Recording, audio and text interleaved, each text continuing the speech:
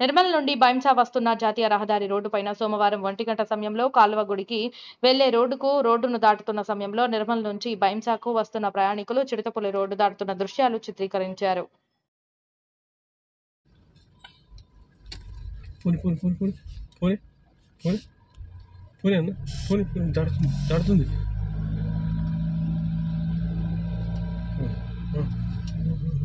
Clear వస్తుంది ముందరనే.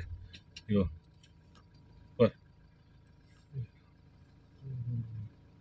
ఎంత పెద్ద ఉందన్న. దగ్గర ఆగింది చాలు.